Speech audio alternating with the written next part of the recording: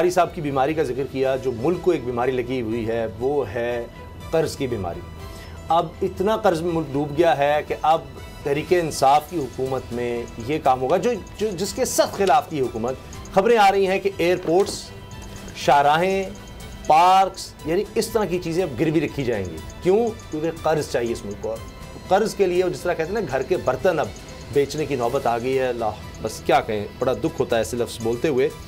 तो ये हालात हैं। अब बाबर डोगर साहब क्या करें? मुल्क कर्ज़ों में डूबा हुआ है। कर्ज़ उतारने के लिए, मुल्क को चलाने के लिए, मईशत को चलाने के लिए आपके हवाई अड्डे, वैसे ये नेशनल एसेट्स हैं, तो ये बड़ा ख़तरनाक होता है किसी भी मुल्क के लिए कि आप वो गिरवी रख रहे हैं, कि किसी और को दे रहे हैं आप कि जनाब ये कर्ज हम ले रहे हैं। अगर खुदा न खास्ता कोई कर्ज में इंटरनेशनल एयरपोर्ट तो आप गिरवी रख चुके हैं 700 अरब के, वो भी शाहराहें आपकी, आपके पार्क्स, ये उसके बावजूद है कि जनाब सऊदी अरब से अब $1.5 अरब सालाना आपको तेल भी मिल रहा है मौखर अदायगी पर, वो बात भी फाइनल हो गई है। लेकिन मैं हैरान हूँ कि इसके साथ वज़ीर ख़ारजा शाह महमूद कुरैशी साहब कह रहे हैं IMF के लिए पूरी कौम का मुस्तकबिल गिरवी नहीं रख सकते, मुस्तकबिल गिरवी नहीं रख सकते, लेकिन ये पार्क्स, शाहराहें, ये मजबूरन करना पड़ रहा है। बाबर साहब। समझ साहब, अनफॉर्चुनेट है। पहली बात तो ये है कि मैं पहले दिन से ये कह रहा हूँ कि बजट जो था इनको IMF के चलें उसकी मर्जी के ताबे ना होता, लेकिन उनको पहले निगोशिएट करना चाहिए था। और अब ये किसी भी मुल्क की बड़ी इसमें ह्यूमिलेशन है कि आप अपने नेशनल एसेट्स जो हैं वो सारे गिरवी रखकर आप लोन ले लें, और कल अगर आप वो कर्जा ना उतार सकें तो फिर क्या होगा? सर सोच के उनके हवाले कर देंगे? सोचना भी नहीं चाहता। क्या आप एयरपोर्ट उनके हवाले कर देंगे? आप शाहराहें उनके हवाले कर देंगे?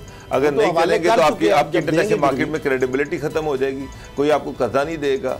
वो तो अब इस तरह मैं तो ये नहीं समझ आ रही कि इमरान खान साहब ने तो जब आए थे तो उन्होंने तो ये नारा लगाया था। नून लीग के दौर में भी हो चुका है, तो इसलिए अब और कोई हल नहीं है। 18 खरब रुपया इससे मिलेगा, और चूंकि बजट खसारा है, इसके बावजूद कि प्रोजेक्शन बड़ी अच्छी है जी, इतना हम कलेक्ट कर लेंगे हम, यानी कुछ 6000 अरब रुपया, 5800 समथिंग टैक्स कलेक्ट करेंगे। 1.8 खरब है, 1.8 खरब है, 18 खरब नहीं है। अच्छा सॉरी, लेकिन यह है कि 6000 अरब रुपया आपने टैक्स इकट्ठा करना है। इसके अलावा जनाब बाहर से भी फंडिंग होगी, रेमिटेंस भी, उसके बावजूद ये खसारे का बजट है, और खसारा पूरा करने के लिए और तो कोई हल नहीं है कि आपने ये काम करना है, ये काम होगा। ये तो असद करल साहब, और तो कोई हल नहीं नजर आ रहा। ये मंजूरी अब वफाकी काबीना अगर नहीं देती तो मुझे बता दें कहां से करेंगे? इससे बड़ा जुल्म क्या है? अगर वफाकी काबीना मंजूरी नहीं देती तो खसारा कहां से पूरा? हवाई अड्डे हम रख रहे हैं गिरवी, 3 मोटरवे हम गिरवी रख रहे हैं ऑलरेडी। एक कराची जो एयरपोर्ट है, जिस तरह जिन्ना इंटरनेशनल एयरपोर्ट है, पहले ही हम गिरवी रखकर 700 अरब रुपए उस पर कर्ज हम ले चुके हैं,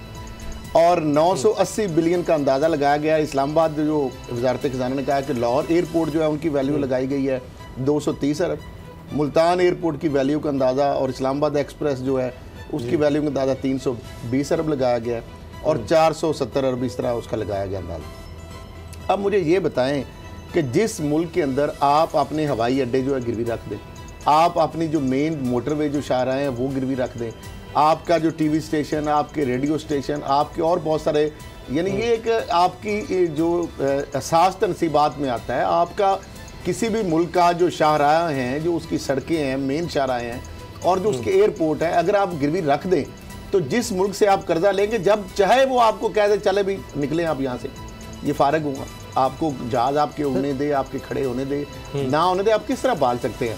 फिर इंटरनेशनल कोर्ट ऑफ जस्टिस है, आप इस तरह तो बदमाशी तो नहीं कर सकते।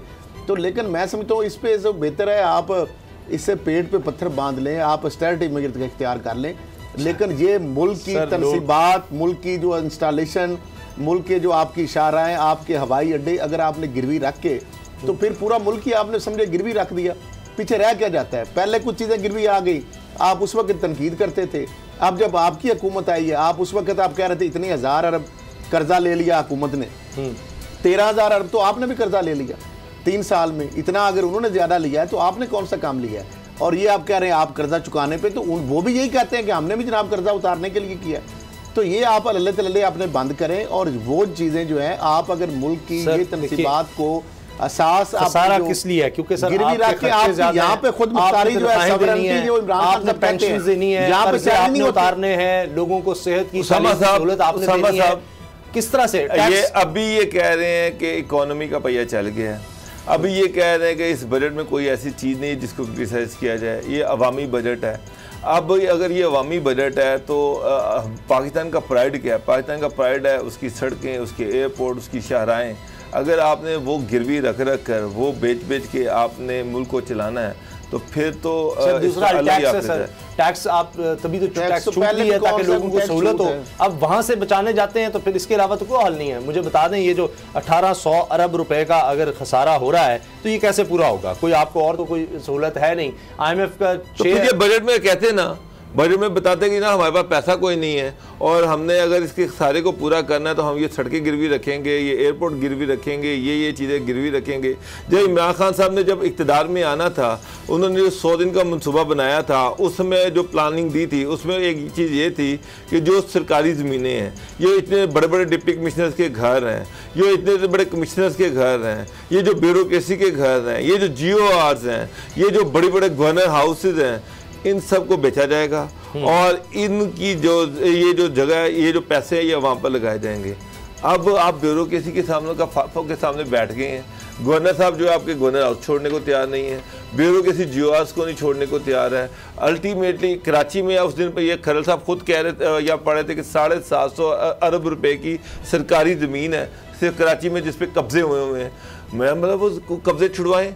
ये जो पंजाब में इतने बड़े आलीशान DC हाउसेज हैं जो कि कई एकड़ों पर फैले हुए हैं, DPO हाउसेज हैं, ये जो कमिश्नर के घर हैं, ये जो DIGs के घर हैं, इनको आप बेच दें, आप इनको सेल करें और इससे पैसे लेके तो सारा आते ही इमरान खान साहब ने सारा इसका डाटा वगैरह मंगवाया था, लेकिन मुझे नहीं पता उसके बाद फिर क्यों नहीं उसामा साहब शायद वो गवर्नर हाउस जो है इतना बड़ा प्लेशियल गवर्नर हाउस है और इससे आपको इतना इनकम मिल जाएगी। कराची का गवर्नर हाउस है, KPK का गवर्नर हाउस है, ये बलूचिस्तान का गवर्नर हाउस है, इसके बाद वहाँ पर GORs हैं, इतनी सरकारी ज़मीन है, इतनी लैंड है, आप उसको करें, उसको बेचें, क्यों उसको रख के बैठे हुए हैं? मसला ये है कि वो ब्यूरोक्रेसी इतनी हिम्मत नहीं है, जरूरत नहीं है, ब्यूरोक्रेसी इसको कभी होने नहीं देगी। गवर्नर पंजाब जो है वो अपनी बेइज्जती समझते हैं कि उनको पंजाब उनको पटियाला हाउस में घर दे दिया जाए।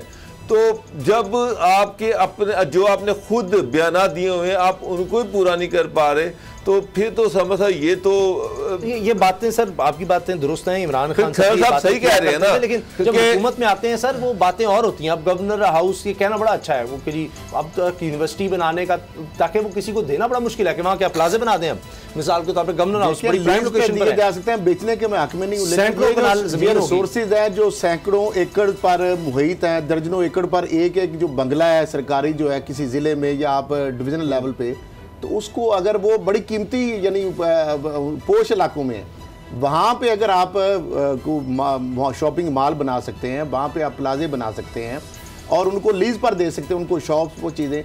तो अगर आप नहीं करेंगे तो फिर मुल्क की अगर आपने असासे ही गिरवी रख तो कर्जे लेने हैं तो ये तो फिर आने वाली नस्लों को और मुल्क को आप ब्रेक ले रहे हैं। News updates